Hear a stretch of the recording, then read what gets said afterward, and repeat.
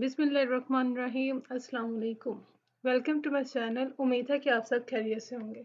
हमने स्टार्ट की हुई है फॉर्मोलॉजिक लेक्चर्स की प्लेलिस्ट इन उर्दू हिंदी। हमारे 4 लेक्चर कंप्लीट हो गए। आज हमारा लेक्चर नंबर 5 है। लेक्चर नंबर 4 में हमने डिस्कस किया था factual claim and inferential claim. Inferential claim की हमने फर्दर 2 टाइप्स देखी थी, एक्सप्लिसिट एंड इम्प्लिसिट। एक्सप्लिसिट वो था जिसको हम रिलेशनशिप को शो करवाने के लिए प्रीमिसेस और कंक्लूजन इंडिकेटर्स को यूज़ करते हैं। और इन्फ्रेंशियल में हमने देखा था कि उसमें हम कोई इंडिकेटर यूज़ नहीं करते। अब उसके लिए एक स्लाइड है, caution when referring to indicator words. Be aware that sometimes indicators words do not guarantee an argument if they are used in a different way.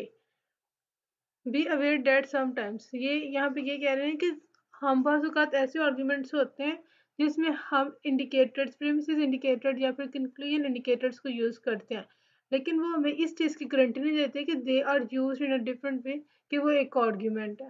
मिसाल के तौर पे example, since Edison invented the phonograph, there have been many technological developments. Here sentence number 1. Since Edison invented the phonograph, he deserves credit for major technological development. अब देखें, इसमें भी use हुआ premises indicator और इसमें भी यूज हुआ premises indicator, लेकिन फ़र्क इसमें क्या है, डिफरेंस ये है, the word since on the top is used in reference to how much time has passed. इसमें हमने एक सिंपल मतलब टेम्पोरल सेंस में यूज़ किया कि इसमें हम कोई आर्ग्यूमेंट या कुछ प्रूव करने की कोशिश नहीं कर रहे, बस हम टाइम बता रहे हैं कि काफ़ी टाइम हो गया इस चीज़ को। और हम thus the first passage is not argument. Argument में हम क्या करते हैं, किसी ना किसी चीज़ को प्रूव करते हैं, लेकिन इस फर्स्ट सेंटेंस में हम कोई चीज़ प्रूव नहीं कर रहे, ना किसी चीज़ का हम क्लेम कर रहे हैं। The since in the second passage is used in a logical sense, so the passage is an argument. अब यहाँ पे जो सेकंड सेंटेंस है ना, इसमें जो since है ना वो एक लॉजिकल सेंस में यूज हो रहा है। Since Edison invented the phonograph, उसने मतलब इन्वेंट किया, he deserves credit for a major technological development. ठीक है, ये एक लॉजिकल सेंस है और ये एक आर्ग्यूमेंट है। इसमें इसने पहले एक क्लेम किया और फिर इस क्लेम को सपोर्ट कर रहा है। आज का जो हमारा टॉपिक है वो है नॉन इन्फ्रेंशियल पैसेजेस। इनको हम नॉन आर्ग्यूमेंट्स भी कहते हैं। These are the passages in which there is no claim that something is proved. Non argument वो होता है जिसमें हम कोई ना कोई क्लेम करते हैं या फिर कुछ ना कुछ प्रूव करने की कोशिश करते हैं। और नॉन आर्ग्यूमेंट क्या होगा, जिसमें हम कुछ क्लेम नहीं करते या फिर कुछ प्रूव करने की कोशिश नहीं करते। Such passages contain statements that could be premises or conclusions or both, but what is missing is claim that any potential premise supports a conclusion or that any potential conclusion is supported by premises. देखें, ये जो non arguments है ना वो ये कह रहे हैं सच पैसेजेस कंटेन और कि उस पैसेजेस में प्रीमिसेस भी हो सकते हैं और कंक्लूजन भी हो सकते हैं, और ये भी बात हो सकती है कि कंक्लूजन भी मौजूद हो और प्रीमिसेस भी मौजूद हो। बट अगर प्रीमिसेस भी मौजूद है और कंक्लूजन भी मौजूद है, फिर ऐसी क्या वजह है कि वो नॉन आर्ग्यूमेंट्स है। बट व्हाट इज मिसिंग, जिस चीज़ की कमी होगी ना नॉन आर्ग्यूमेंट्स में वो ये होगी, is a claim that any potential premise supports a conclusion. कमी क्लेम की होगी, मिसिंग अ क्लेम मिस होगा बीच में से। That any potential premise supports a conclusion, के मतलब जो प्रीमिसेस होता है वो कंक्लूजन को सपोर्ट करता है ना आर्ग्यूमेंट्स में, और इसमें नॉन आर्ग्यूमेंट्स में इस चीज़ की कमी होगी कि कोई भी प्रीमिसेस किसी भी कंक्लूजन को सपोर्ट नहीं करेगा, और that any potential conclusion is supported by premises, और ना ही किसी कंक्लूजन को प्रीमिसेस से सपोर्ट किया जाएगा। ठीक है, अब देख लेते हैं passages of this sort include. अब ऐसे कौन कौन से नॉन आर्ग्यूमेंट्स हैं, इसमें हमने warning, piece of advice, statement of belief, loosely associated statements, reports, expository passages, illustration, explanation और कंडीशनल स्टेटमेंट। अब इसको हम वन बाय वन करके एक्सप्लोर करेंगे और देखते हैं कि इन सब का क्या मतलब। First of all, warning, a form of expression that is intended to put someone on guard against a dangerous or a detrimental situation. ये एक ऐसी किस्म का मतलब एक्सप्रेशन है डेट इज इंटेंडेड, जिसका मकसद होता है to put someone on a guard against a danger. किसी न किसी को मतलब कोई खतरनाक सिचुएशन है तो उससे बचाना। कि हमने इसमें हम क्या इज़हार करते हैं कि अगर कोई खतरनाक सिचुएशन है उससे किसी को महफूज करना, हिफाजत करना किसी की। इसकी एग्जांपल देखें, if you eat too much then you will get stomach ache. अगर आप बहुत ज़्यादा खाएंगे तो आपका स्टोमच पेन हो जाएगा। तो इसमें हम क्या कह रहे हैं, हम इसे एक वार्निंग दे रहे हैं। इसमें देखें second example, it's raining out so you will get wet if you leave. कि बाहर बारिश हो रही है, तुम गीले हो जाओगे अगर तुम बाहर गए।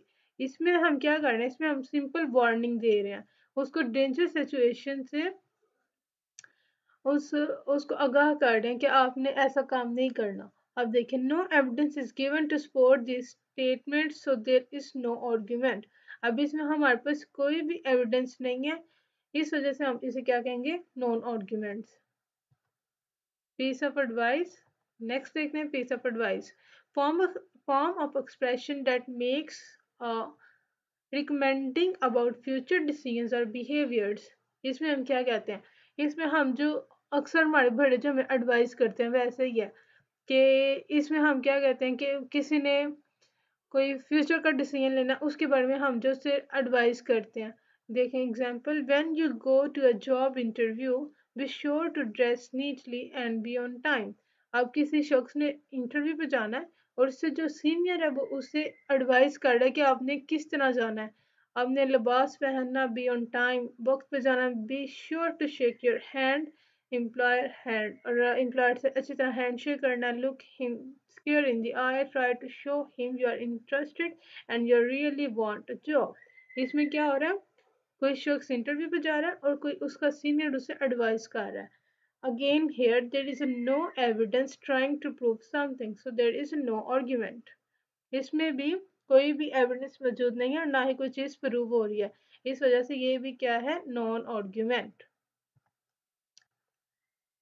अब statement of believe, opinion, the expression about someone believes और थिंक अबाउट समथिंग। कि अक्सर हम कहते हैं ना कि किसी न किसी चीज के बारे में किसी शख्स का कुछ ना कुछ बिलीव होता है, ठीक है।